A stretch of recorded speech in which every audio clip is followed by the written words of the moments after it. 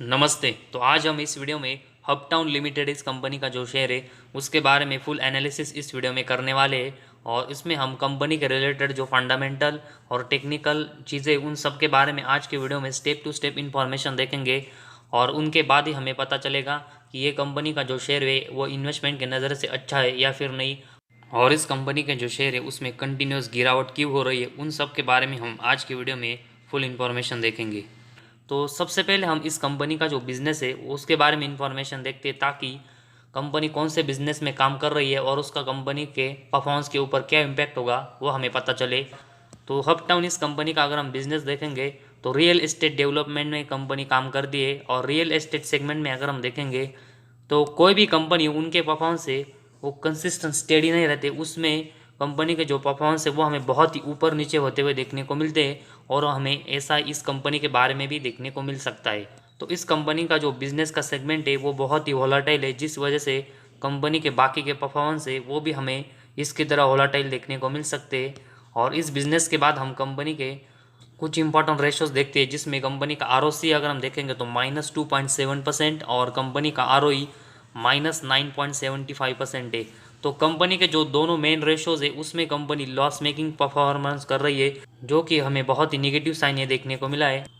और उसके बाद हम कंपनी का शेयर का चार्ट अगर हम देखेंगे तो लगभग 120 रुपीज़ का जो हाई है उसके आसपास हमें कंपनी का शेयर जाते हुए देखने को मिला था। लेकिन उसके बाद अगर हम देखेंगे तो इस कंपनी के शेयर में हमें पिछले 1 सालों से कंसिस्टेंट डाउनफॉल देखने को मिला। और उसके बाद कंपनी के शेयर में हमें कंसिस्टेंट गिरावट होते हुए देखने को मिली। और कंपनी का जो शेयर है वो अभी हमें 50 डीएमए और 200 डीएमए के नीचे आते हुए देखने को मिला है, जो कि ये भी हमें नेगेटिव साइन देखने को मिला है। तो कंपनी का अगर हम शेयर का चार्ट भी देखेंगे तो उसमें भी कंपनी परफॉर्मेंस अपने डाउन कर रही है। और इस टेक्निकल चार्ट के बाद हम कंपनी के जो फंडामेंटल है उसके बारे में इंफॉर्मेशन देखते हैं। और उसमें सबसे पहले हम कंपनी का प्रॉफिट एंड लॉस स्टेटमेंट के बारे में इंफॉर्मेशन देखेंगे, जिसमें सबसे पहले हम इस कंपनी का जो सेल्स सेगमेंट का डाटा है पिछले 6 सालों का उसके बारे में इंफॉर्मेशन देखेंगे। और उसमें मार्च 18 में कंपनी का सेल्स 564 करोड़ का था, जो कि इसके अगले साल ये ड्रॉप होकर 471 करोड़ का हुआ। इसके अगले साल मार्च 20 में ये कम होकर 273, मार्च 21 में 266, मार्च 22 में 190। और अभी ट्रेलिंग 12 मंथ्स में थोड़ी सी रिकवरी हमें कंपनी के सेल्स में देखने को मिली। लेकिन अगर हम मार्च 18 से लेकर मार्च 22 तक देखेंगे तो इस कंपनी की जो सेल्स की ग्रोथ है वो कंसिस्टेंट डाउन हो रही है।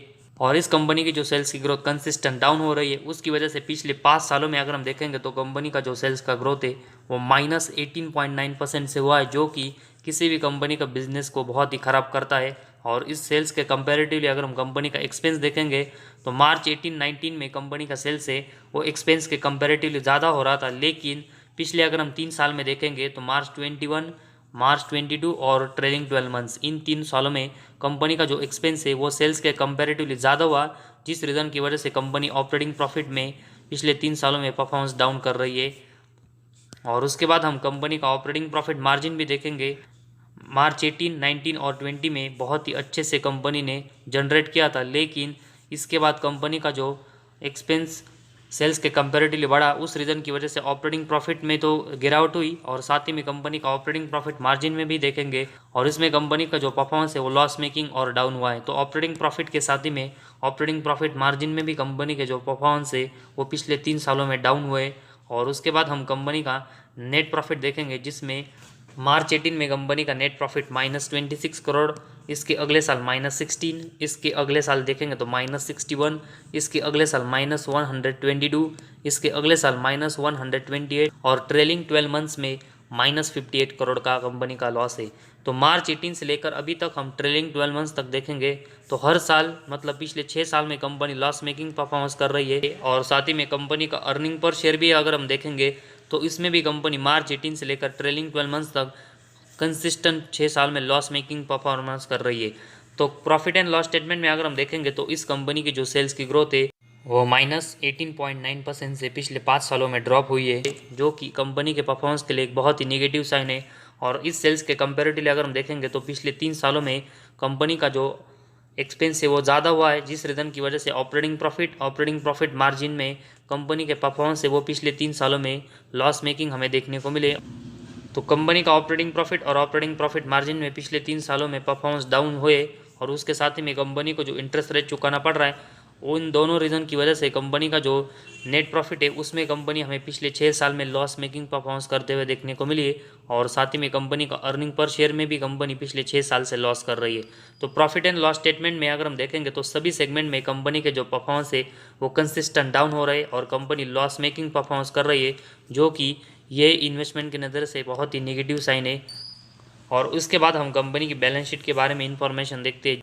और इसमें कंपनी के अगर हम रिजर्व देखेंगे तो सितंबर 22 में 1200 करोड़ के, जो कि मार्च 18 में 1500 करोड़ के थे। तो मार्च 18 के बाद कंपनी के जो रिजर्व की ग्रोथ है वो भी कंसिस्टेंट डाउन हुई है। और उसके कंपेरेटिवली अगर हम कंपनी का बोरिंग्स देखेंगे तो सितंबर 22 में अभी कंपनी के ऊपर 887 करोड़ का बोरिंग्स है, जो कि मार्च 18 में 900 करोड़ के ऊपर ज़रूर था। लेकिन इसके बाद अगर हम देखेंगे तो मार्च 20 तक कंपनी ने इसको 696 करोड़ का किया था। लेकिन इसके बाद अगर हम देखेंगे तो फिर से कंपनी का जो बोरिंग्स है वो हमें बढ़ते हुए देखने को मिला है। तो सितंबर 22 में कंपनी के जो रिजर्व है वो 1200 करोड़ के है और उसके कंपेरेटिवली कंपनी का बोरिंग्स 887 करोड़ का है। तो इसमें कंपनी का जो रिजर्व है वो बोरिंग्स के कंपेरेटिवली ज़्यादा है, जिस रीज़न की वजह से अभी तो कंपनी की जो बैलेंस शीट है वो हमें स्टेबल देखने को मिली। लेकिन इस कंपनी की जो रिजर्व की ग्रोथ है वो कंसिस्टेंट डाउन हो रही है और उसके कंपेरेटिवली कंपनी का बोरिंग्स बढ़ रहा है और इसी वजह से कंपनी ऐसा कंटिन्यूस हमें करते हुए देखने को मिलती है। तो हमें इस कंपनी का जो रिजर्व है वो बोरिंग्स के कंपेरेटिवली कम भी होते हुए देखने को मिलेगा और इसी वजह से कंपनी की जो बैलेंस शीट है वो हमें वीक भी होते हुए देखने को मिल सकती है। और इसी रीज़न की वजह से कंपनी के जो रिजर्व की ग्रोथ डाउन हो रही है वो कंपनी को स्टॉप करना पड़ेगा और उसके कंपेरेटिवली कंपनी का जो बोरिंग्स बढ़ रहा है वो कंपनी को कम करना पड़ेगा, ताकि कंपनी की जो बैलेंस शीट है वो कंसिस्टेंट स्ट्रांग रहे और कंपनी की एक अच्छी ग्रोथ हो। और उसके बाद हम कैश फ्लोज के बारे में इंफॉर्मेशन देखते हैं, जिसमें मार्च 18 और 19 में कंपनी का नेट कैश फ्लो प्लस में जनरेट हो रहा था, लेकिन इसके अगले साल कंपनी का नेट कैश फ्लो माइनस में गया। मार्च 21 में फिर से प्लस में आया और मार्च 22 में फिर से लॉस में गया है। तो इस कंपनी का जो नेट कैश फ्लो है वो अगर हम पिछले 3 सालों में देखेंगे तो 2 साल लॉस में गया और 1 साल प्लस में आया है। और इसी वजह से कंपनी का जो नेट कैश फ्लो है वो कंपनी का कांस्टेंट प्लस में जनरेट करना पड़ेगा, ताकि कंपनी एक नेट कैश रिच कंपनी बने और कंपनी की एक अच्छी ग्रोथ हो। तो फिलहाल कंपनी को नेट कैश फ्लो में भी एक अच्छी इंप्रूवमेंट की ज़रूरत है। और उसके बाद हम कंपनी के डेप्टर डेज और इन्वेंटरी डेज के बारे में इंफॉर्मेशन देखेंगे, जिसमें कंपनी के डेप्टर डेज मार्च 22 में 468 है, जो कि मार्च 20 में 120 थे। तो मार्च 20 के बाद अगर हम देखेंगे तो लगभग 4 टाइम्स से भी ज़्यादा कंपनी के जो डेप्टर डेज है वो बढ़े, जो कि किसी भी कंपनी के अगर डेप्टर डेज के नंबर्स हाई होते उस कंपनी का परफॉर्मेंस है वो हमें ख़राब होते हुए देखने को मिलता है। और इस कंपनी के बारे में भी हमें देखने को मिला है कि इस कंपनी के जो डेप्टर डेज है वो हमें पिछले 3 सालों में कंटिन्यूस बढ़ते हुए देखने को मिले। तो इसमें कंपनी को आने वाले समय में एक अच्छी इंप्रूवमेंट करनी पड़ेगी।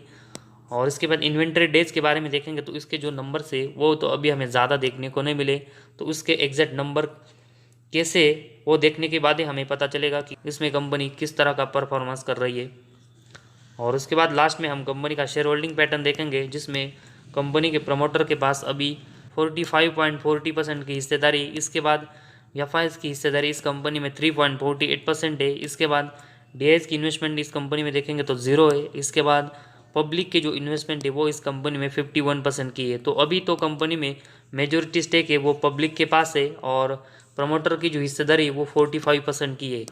तो 45.40% की जो हिस्सेदारी वो उस कंपनी के प्रमोटर के पास ज़रूर है, लेकिन इसमें से जो लगभग 70% के जो शेयर है वो प्रमोटर ने प्लेज रखे, जो कि ये किसी भी कंपनी को बहुत ही अनस्टेबल कर सकते हैं। और इसी वजह से हमें ये भी कंपनी के परफॉर्मेंस की नज़र से एक निगेटिव साइन देखने को मिला है।